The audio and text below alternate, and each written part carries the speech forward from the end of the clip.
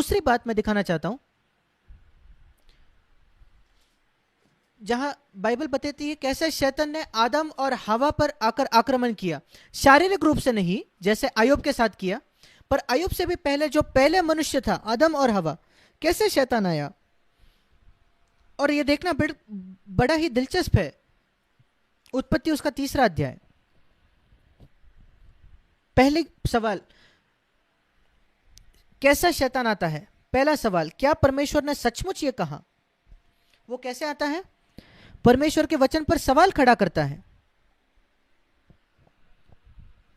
क्या परमेश्वर ने सचमुच कहा, उत्पत्ति 3:1, कि तुम इस वाटिका के किसी वृक्ष का फल ना खाना। और वो स्त्री के साथ एक चर्चा में शुरू करता है। कभी भी शैतान के साथ चर्चा ना करें, आप हार जाओगे।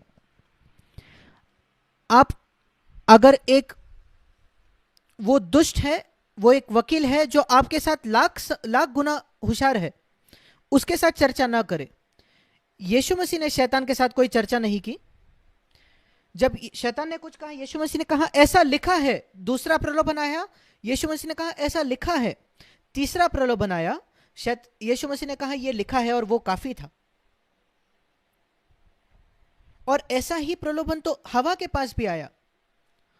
उस दिनों में लिखा नहीं गया था, पर परमेश्वर ने कहा था। क्या परमेश्वर ने कहा है? और हवा को बस यही करना था कि परमेश्वर ने कहा है, हम इस वृक्ष का फल नहीं खा सकते। वही चर्चा खत्म हो जाती है। शैतान, मैं तुझसे बात भी नहीं करना चाहती, पर वो उससे बातचीत करती रही। और एक बार आप शैतान के साथ बातचीत करने लगो, वो हर बार जीत जाएगा।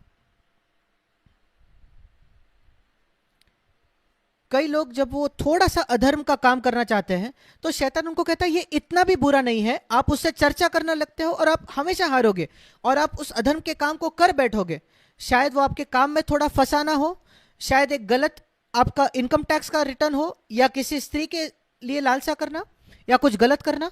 शैतान आपको यह बात बताएगा कि ये इतना गंभीर नहीं है, पर एक बार आप शैतान के साथ चर्चा करने लगे तो आप हारने वाले हो। वो सबसे चतुर व्यक्ति है जिसको बनाया गया है। आज भी जितनी लोग सृजे गए हैं, शैतान का सबसे चतुर है। उसके साथ चर्चा ना करें, वाद विवाद ना करें। उस पर विजय पाने का एक ही तरीका है कि आप कहें यह लिखा हुआ है, और परमेश्वर के वचन को जकड़े रहिए, और फिर आप विजय पाओगे जैसे यीशु मसीह ने पाया। पर क्योंकि यहां स्त्री ने उसके साथ चर्चा की, वो पाप में पड़ी। और यहां जो सीख ये है,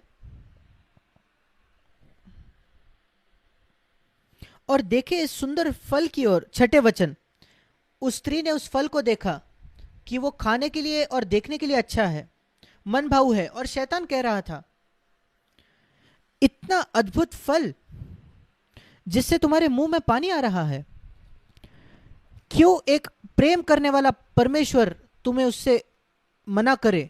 मैं तुम्हें बताता हूं क्यों। क्योंकि शैतान कह रहा था क्योंकि परमेश्वर तुमसे प्रेम नहीं रखता। 5वां वचन, क्योंकि वो जानता है जब तुम खाओगे तो वो तुम उसके समान बन जाओगे, उसके तुल्य बन जाओगे, और वो ये नहीं चाहता। परमेश्वर ये नहीं चाहता। ये दूसरी बात है। शैतान आपको परमेश्वर के वचन पर संदेह करने को मजबूर करता है, आपसे चर्चा करता है, और फिर परमेश्वर के प्रेम पर संदेह करने को वो आपको लुभाता है। अगर आपके जीवन में ऐसा कुछ भी होता है, और अगर शैतान इस बात में सफल होता है कि आप परमेश्वर के प्रेम पर संदेह करो, फिर उसने आपके जीवन में कदम रखा है, और वो धीरे धीरे उस दरवाजे को खोलकर आपके पास आएगा। अगर आपको शैतान को रोकना चाहते हो, उसको कहना कि ये लिखा हुआ है। जब वो आपको कहेगा कि परमेश्वर आपसे प्रेम नहीं करता, तो उसको धिक्कारे और कहे वो मुझसे प्रेम करता है, उसने अपना इकलौता बेटा मुझे दिया। तू कैसे कहता है कि वो मुझसे प्रेम नहीं करता? क्यों आपके बच्चे को उसने बीमार पड़ने दिया? मैं नहीं जानता, पर यीशु मसीह मेरे क्रूस पर मेरे लिए मरा। क्यों उसने आपके बच्चे को मरने दिया? परमेश्वर तो उसको रोक सकता था। मैं नहीं जानता। आप कहो, आप शैतान से कहो मैं नहीं जानता, पर मैं जानता हूं परमेश्वर मुझसे प्रेम करता है। एक ही बार परमेश्वर ने यह सिद्ध कर दिया उस कलवरी के क्रूस पर, जब वो मेरे लिए उस क्रूस पर मरा। यह बहुत जरूरी है ये जानना, अगर शैतान का हम विरोध करना चाहे तो। मैं परमेश्वर के प्रेम का प्रकटीकरण जो उसने मुझे दिया मैं आपको बताना चाहता हूं। जब मैं, शायद आप में से कुछ लोगों ने ये सुना भी होगा जब मैंने पहले भी ये कहा है, पर जिन्होंने नहीं सुना है उनके लिए, कई सालों पहले, शायद 40 वर्षों के पहले, मैं परमेश्वर को खोज रहा था यह समझने के लिए कि वो प्याला क्या था जो यीशु मसीह हटाना चाहता था, जो यीशु मसीह नहीं पीना चाहता था उस गत्सेमनी के बाग में। क्या था वो प्याला जो यीशु ने कहा अगर संभव हो तो ये मुझसे ले ले। यीशु मसीह एक ऐसा व्यक्ति था जिसने कभी भी पिता की इच्छा को पूरा करने से वो कभी नहीं पीछे हटा, वो कितनी भी दर्द भर क्यों ना हो। 40 दिनों बाद भी जब उसको भूख लगी थी, उसके बाद भी उसने उस पत्थरों को रोटी नहीं बनाया। यद्यपि उसके पास सामर्थ्य थी, पर परमेश्वर ने उसको नहीं कहा, पर उसने नहीं किया। उसके जीवन के अंत में वो इतना पीड़ा में था। क्यों? यीशु तो 1000 बार उस क्रूस पर मरने के लिए तैयार हो जाता था क्योंकि वो हमसे प्रेम रखता था, पर ऐसा कुछ था जो वो नहीं चाहता था। और जैसे वो उस क्रूस के पास आया, उस गत्सेमनी के बाग में, उसने इस बात को समझा कि 3 घंटों के लिए परमेश्वर मुझे त्याग देगा, मेरा पिता मुझे त्याग देगा, और एक अनंत मैं परमेश्वर से अलग कर जाऊंगा। यह अलगाव होगा, परमेश्वर से इस अलगाव को मैं महसूस करूंगा। और वही वो प्याला था जो वो नहीं पीना चाहता था। मैंने पूरे अनंत काल से मेरे पिता के साथ संगति रखी है, 1 सेकंड के लिए भी वो संगति कभी गई, टूटी नहीं। मैं नहीं जानता कि वो टूट जाए। हम उस पर मूल्य नहीं करते, हम हमारे शारीरिक स्वास्थ्य का मूल्य रखते हैं। परमेश्वर के से साथ संगति से ज्यादा मूल्य हम अपने स्वास्थ्य का देते हैं। शायद सारे मसीही परमेश्वर के साथ अपने संगति को मूल्य नहीं देते अपने स्वास्थ्य से ज्यादा। उनके शारीरिक स्वास्थ्य के साथ कुछ हो जाए तो वो तुरंत कुछ करेंगे ताकि उसको चंगा करें, पर परमेश्वर के साथ अगर उनकी संगति टूट जाए उसको वो गंभीरता से नहीं लेते। क्या आप जानते हैं कि एक स्त्री के पास एक लालसा भरा दृष्टि से आपके परमेश्वर के साथ संगति टूट जाते हैं। किसी के साथ अगर आपका गलत रवैया है तो आपकी संगति टूट जाती है। एक व्यक्ति भी हो इस संसार में जिसको आपने आज तक क्षमा नहीं की, तो परमेश्वर के साथ आपकी संगति टूट गई है। कौन इसको गंभीरता लेते हैं? मैं जानता हूं मसीह लोगों को जिन्होंने सालों साल लोगों को क्षमा नहीं की, बल्कि वो प्रभु बोझ लेते हैं, वो गाने गाते हैं, पर वो परमेश्वर ने, उन्होंने लोगों को क्षमा नहीं किया। परमेश्वर के साथ संगति को वो मूल्य नहीं देते, इसलिए आप परमेश्वर के बिना, संगति के बिना वो जीते हैं। क्यों परमेश्वर आपको नहीं सुनता? क्योंकि आप उसके साथ संगति में नहीं है। और इस वजह से, क्योंकि आप आपके विवेक की बात नहीं सुनते। आपका विवेक आपको बताता है आपने उस व्यक्ति को क्षमा नहीं किया जिसने आपको चोट पहुंचाई। आप कहते हैं नहीं, वो इसी योग्य है कि उसको कभी क्षमा नहीं किया जाए। ठीक है, शैतान कहता है यही तो मैं चाहता था कि आप क्षमा न रखने का आत्मा रखो, और वो आप पर सामर्थ पाता है। और मैं कल्पना कर सकता हूं कि स्वर्गदूत उस गत्सेमनी में आते हैं और वो परमेश्वर यीशु से कहते हैं प्रभु 3 ही घंटे की तो बात है, उसके बाद तो तुम पिता के साथ संगति में आ जाओगे। और मैं कल्पना कर रहा हूं एक ऐसा वार्तालाप, और यीशु में ऐसा कहता है कि मैं एक क्षण के लिए भी अपने पिता के साथ उस संगति को नहीं टूटना चाहता था। इतना मूल्य वो देता था अपने जीवन भर। और फिर मैं ये कल्पना कर रहा था कि गत्सेमनी के बाग में ये वार्तालाप होता है, और मैं कल्पना करता हूं कि पिता यीशु मसीह से कहता है तूने पाप नहीं किया,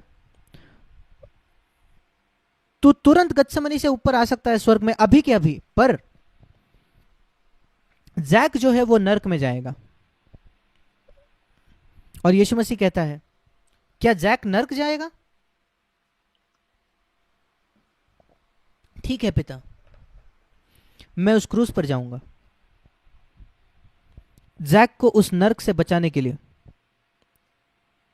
और जिसका मैं घृणा करता हूं उस प्याले को मैं पी लूंगा, कि मैं तुझसे अलग नहीं होना चाहता 3 घंटों के लिए भी। हमें लगता है यीशु मसीह की बड़ी पीड़ा यही थी कि उसके हाथों में और पैरों में उस खीलम को ठोका गया। बिल्कुल भी नहीं, वो तो एक महासागर में एक बूंद के समान भी नहीं है अगर हम उसकी तुलना करें परमेश्वर से उसका अलग हो जाना। मुझे याद है जब मैंने इसको एक प्रकटीकरण के तौर पर पाया परमेश्वर की ओर से, मैंने विलाप किया, मैंने विलाप किया, मैंने विलाप किया। मैंने कहा प्रभु मैं ये कभी नहीं जानता था कि तू मुझसे इतना प्रेम रखता था। उसने मेरा जीवन बदल दिया। और मैंने तय किया कि मैं कभी अपने लिए नहीं जीऊंगा। मैंने परमेश्वर से मांगा कि वो मुझे एक लंबी आयु दे ताकि मैं जीकर उसके प्रति अपनी कृतज्ञता दिखा सकूं। प्रभु, मैं स्वर्ग में कोई प्रतिफल नहीं चाहता, तूने मेरे लिए क्रूस पर बहुत किया है, मैं तुझे धन्यवाद कहना चाहता हूं। एक ऐसा जीवन जीकर जो पूरी तरीके से तेरे लिए समर्पित हो। मैं कभी पैसे के लिए नहीं जीऊंगा, मैं कभी पैसे के लिए प्रचार नहीं करूंगा, मैं कहीं भी नहीं जाऊंगा लोगों को प्रसन्न करने के लिए या अमीर कलीसियाओं को प्रसन्न करने के लिए नहीं। मैं अपने आप के लिए कमाऊंगा और लोगों से पैसे नहीं लूंगा। और इतने सालों से मैं ऐसे ही जिया हूं, और मुझे अगर साधारणता से जीना पड़े वो ठीक है, एक कारणवश, क्योंकि मैंने देखा क्या यीशु मसीह ने पीड़ा सही मुझे उस नरक से बचाने के लिए। परमेश्वर ने 40 वर्षों पहले मुझे वो बात प्रकट की, और आज भी जब मैं उसके विषय में सोचता हूं तो मेरे आंखों में आंसू होते हैं। हम उससे प्रेम करते हैं क्योंकि उसने पहले हमसे प्रेम रखा। और जब वो प्रेम आपके मन को जकड़ लेता है तो शैतान आपको छू नहीं सकता।